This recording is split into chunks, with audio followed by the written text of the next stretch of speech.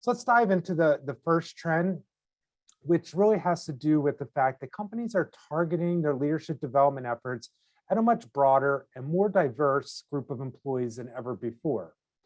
There's several factors that are really driving this. First, during the pandemic, leadership development really largely went online. And as a result, that has expanded access to these programs. Traditional barriers to participation, whether it be geography or perhaps cost, have been either eliminated or significantly reduced as leadership development has moved online into the virtual environment.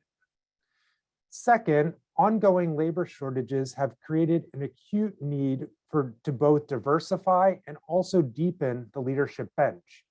Companies need to develop not only current, but also emerging leaders, and they need to break down barriers to demographics, location, and other factors that have traditionally limited broad participation in these programs. A third and somewhat related driver is the need for companies to attract and retain critical and diverse talent.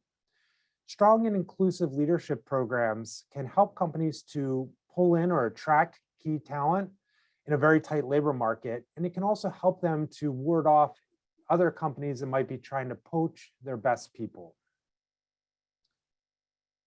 Although this shift to kind of broader and more inclusive leadership development certainly is exciting, it presents both a number of opportunities, but also some challenges.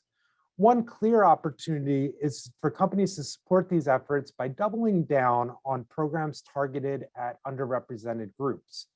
In the working group that we conducted about a month ago, we certainly heard many different examples of this. For example, companies shared how they were adding to their portfolio of programs focused on women leaders in an effort to really accelerate the advancement of women in their companies into leadership positions. Companies also shared with us that they allow different regions to tailor programs toward different populations depending on their specific context and needs. Depending on the region, these programs may focus on people of color, veterans, and/or individuals with disabilities, among other groups. Certainly, these types of efforts that are designed to focus on specifically underrepresented groups present a great promise in terms of diversifying companies' leadership development efforts. As companies broaden their leadership development programs, they're also likely to encounter a few important challenges.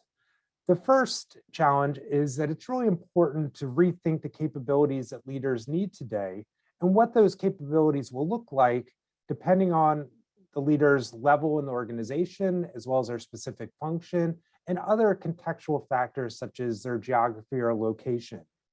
In the past, when leadership development was perhaps targeted at a more homogeneous group, it may have been possible to kind of adopt a one-size-fits-all approach. However, as these programs target a more diverse and broad audience, it will really be important to segment those learners and to identify the key capabilities and qualities that they need to be developed in order to be successful in their roles.